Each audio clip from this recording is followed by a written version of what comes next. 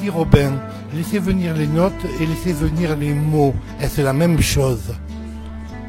Oui, pour moi, oui. Pour moi, la musique, l'art, je pense même en général, c'est avant tout un langage. Pour moi, c'est la première chose qu'on peut dire. Donc, la seule différence, c'est que souvent, si on utilise l'art, c'est parce que les mots n'arrivent pas à exprimer quelque chose d'important qu'on a à dire. Donc, on utilise l'art, par exemple la musique. Mais c'est avant tout un langage. Donc, pour moi,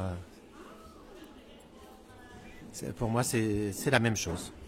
Vous avez écrit L'ombre d'une source et vous avez mis 30 ans à montrer vos poèmes, à faire écouter vos poèmes. Pourquoi?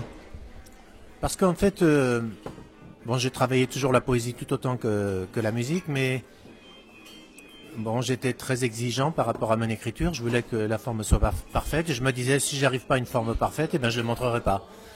Et j'avais pas de frustration parce que je partageais déjà quelque chose avec les gens, c'est-à-dire la musique.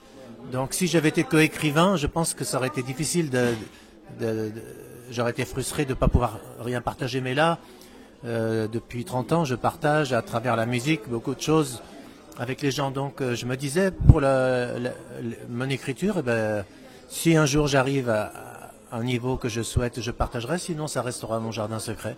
Et c'est trouvé que là, c'est arrivé à maturité. Et qu'est-ce que c'est la forme parfaite pour un poème, la maturité pour Titi Robin, qui est musicien avant tout?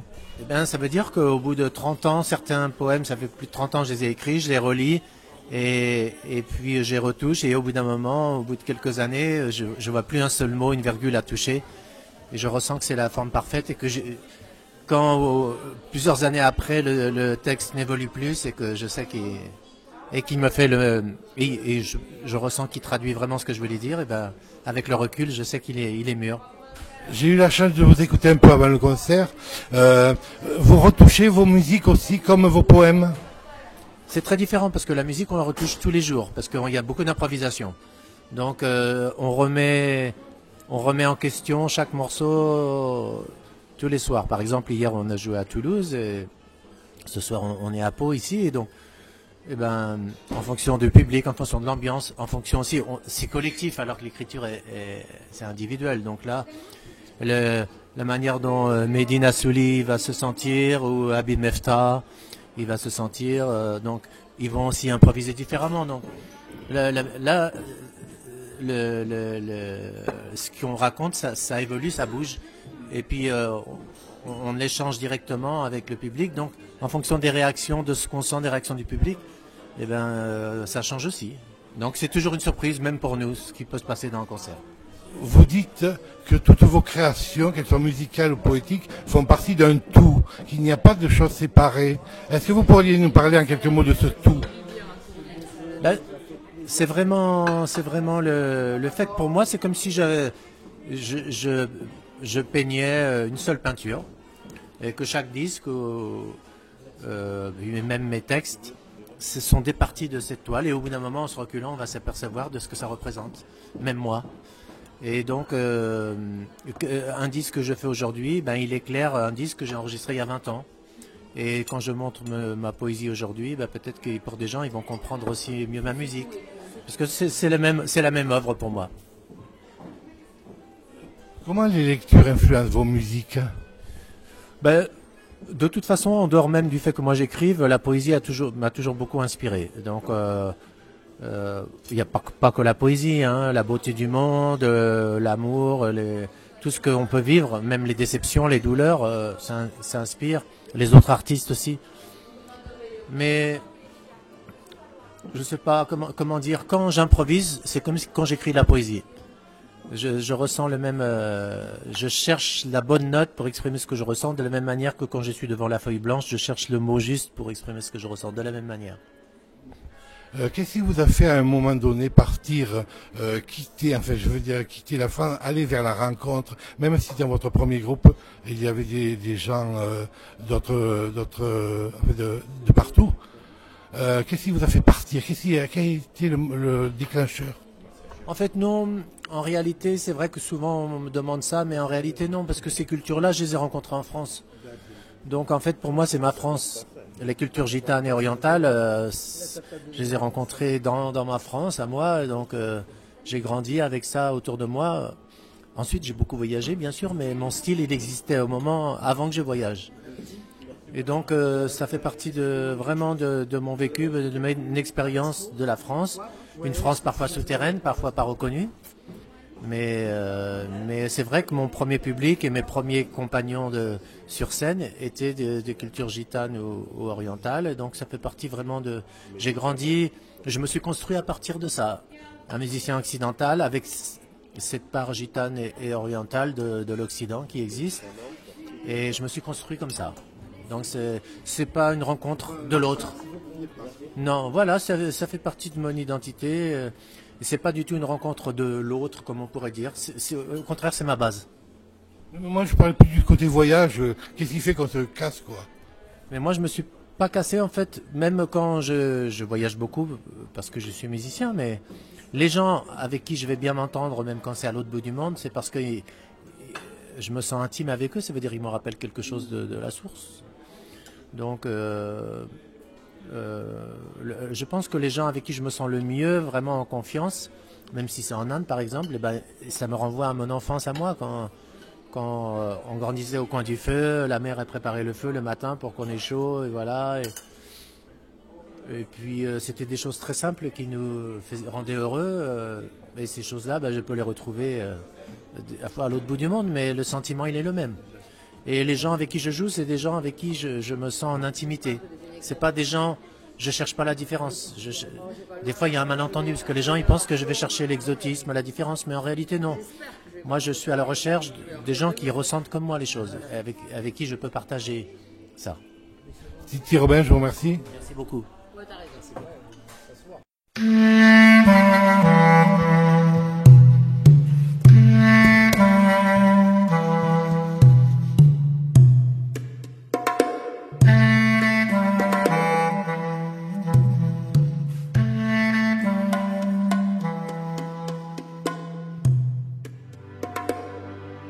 Maïli Massouli, pourriez-vous nous parler de votre instrument?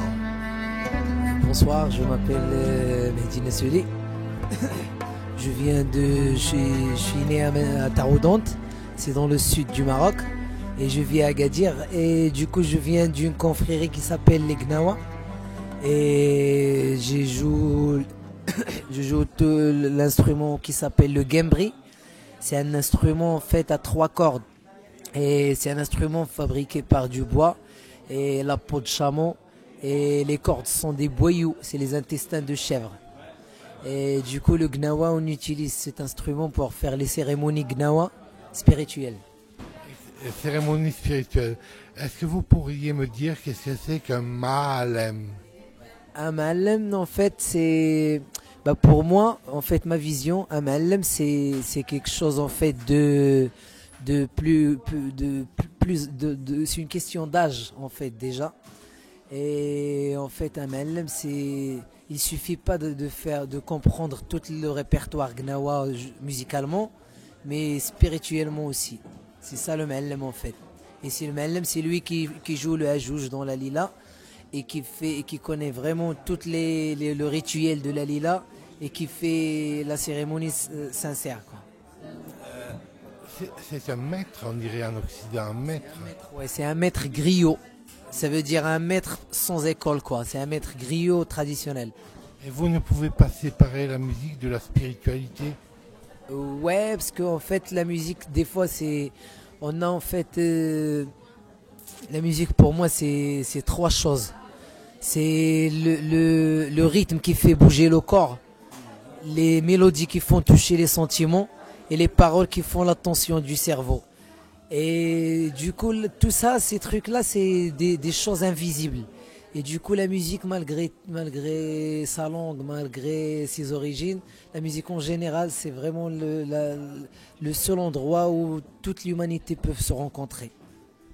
Comment c'est fait par rapport à cette approche mystique, la rencontre avec Titi Robin? Titi Robin, je le connais depuis 6 ans. Et voilà, on s'est croisés à Agadir en 2009. quand il a joué dans un autre projet au Festival Timitar. Et du coup, il m'a invité l'année d'après pour enregistrer le disque des Rives qui s'appelait Les Qa'ad. Et voilà, j'étais de ses côtés pendant tout l'enregistrement. C'était en 2010. Et du coup, après, pour assurer ces albums-là, il m'a invité comme musicien du Maroc, avec un autre musicien de l'Inde et un autre musicien de Turquie. Avec son trio, on a fait un projet qui s'appelait Les Rives, et Les Rives Titi Robin. Et voilà, donc c'est là où ça a démarré. On a tourné pendant 5 ans. Et du coup, après, Titi, elle m'a dit pourquoi pas, on va essayer en fait de faire un projet ensemble, tous les deux. Et là, j'étais tout à fait d'accord parce qu'on dit que si on s'entend humainement, la musique il passera vite, quoi. Le Coran passe vite. Et pour moi, le plus important, c'est l'humanité d'abord. Et avec Titi, vraiment, chaque jour, j'apprends plein de choses. Et il a un grand cœur, ce monsieur, vraiment. C'est pour ça, dès qu'il m'a proposé de faire ce projet-là, j'étais très très content, à fond, et j'ai donné tout ce que je peux énergiquement. Et voilà, l'album est déjà sorti il y a 1 an. Et maintenant on tourne. Et heureusement aujourd'hui on est à Pau, on est très content d'être là avec vous. Merci. Tu as écrit Taziri. Alors pour cet album, tu as traduit les mots de Thierry. Quelles ont été les difficultés pour toi essentielles? En fait, j'ai eu, parce que j'ai passé quand même un moment de les traduire. Parce que des fois, comme on connaît tous la langue française, c'est pas pareil que la langue marocaine. Et du coup, il y a des termes en langue française que pour les traduire à la marocaine, il faut une phrase. Un seul mot, des fois, il faut une phrase pour le traduire. Et du coup, rythmiquement, j'ai vraiment beaucoup travaillé. J'ai eu aussi des coups de main des potes à moi au Maroc qui m'ont aidé de temps en temps. Mais vraiment, j'ai fait un travail pendant presque 1 an, à les traduire et tout ça. Et du coup, ce qui m'a beaucoup poussé, c'est la manière aussi dont Titi il écrit. Ça m'empêche aussi de trouver d'autres proverbes avec ma langue aussi. Ça m'encourage d'être profond de ma langue aussi. Ouais. Tu retrouves ta langue avec la langue de Thierry. Exactement, j'ai retrouvé d'autres coins cachés dans ma langue à travers Titi en fait. Quand Titi il écrit par exemple un texte, et moi à la recherche de traduire ce texte, je trouve des termes ils sont presque oubliés, par exemple la langue marocaine et tout, ou bien des directions de pensée et tout ça, la philosophie en général. Et ça m'a fait beaucoup plaisir de faire ça. Mais dis, qu'est-ce qu'évoque pour toi Taziri, clair de lune en berbère? Qu'est-ce que ça évoque dans ton histoire personnelle? Dans mon histoire personnelle, le Taziri, c'est vraiment la lune. Et on est tous amoureux de la lune. Et surtout quand la lune est très claire. Et du coup, en fait, ça, c'est l'éclairage. En fait, avec Titi aussi, ça, c'est pas de la musique Gnawa. Au début, je t'avais dit que j'ai grandi dans le monde Gnawa. Mais là, ce qu'on fait, c'est vraiment pas de la musique Gnawa. C'est des compositions de Titi Robin, des textes de Titi Robin, en collaboration avec moi. Et franchement, c'est un truc nouveau et qui est enraciné aussi. Donc du coup, moi, je sors pas de mon univers. Donc là, l'instrument, c'est mes grands-parents qui ont me laissé ça. Et du coup, j'essaie de creuser là-dessus. Et avec mes origines et avec mes racines, j'essaie d'être moi-même. Et pareil pour Titi, avec ses origines. Et ce qu'il fait, c'est une musique enracinée aussi. Et c'est pas une rencontre genre la fusion comme ils disent aujourd'hui, ou musique du monde, on va ramener quelqu'un de tel pays pour rencontrer quelqu'un d'autre de tel pays. Malheureusement, ça, la musique déjà, elle n'a pas besoin de ça en fait. Elle n'a pas besoin de faire rencontrer les gens parce que dans des cadres officiels, on fait rencontrer les gens, mais dans des cadres humains aussi, ça se passe des milliers de choses et que les gens ils se rendent pas compte. Avec ta musique, pour conclure, Mehdi, qu'est-ce que tu as à dire aux gens de France?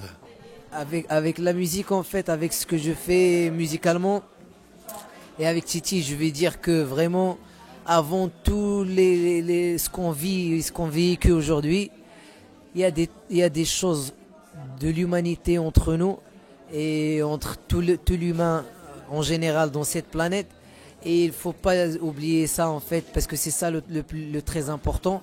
Et heureusement qu'il y a la culture aussi qui continue à défendre ça. Merci Mehdi Massouli. Merci beaucoup Monsieur Yann, merci beaucoup. Habib Mefta, tu es le percussionniste de Titi Robin. Comment s'est passée la rencontre avec Titi Robin? Bonsoir, je suis Habib Mefta, je suis iranien de sud Iran, de Golfe Persique. En fait, ça fait 1 an que je travaille avec le projet de Titi. Je suis ravi, avec grand plaisir, parce que la première fois c'était en décembre l'année dernière, qui m'a demandé pour jouer en Afrique. Il y a un festival. Parce que moi, je suis 8 ans que je suis en France, que je joue avec plein de différents groupes. Et après, c'est Titi qui m'a envoyé l'email que voilà, j'aimerais bien pour jouer avec vous. Moi, j'ai dit OK, avec grand plaisir.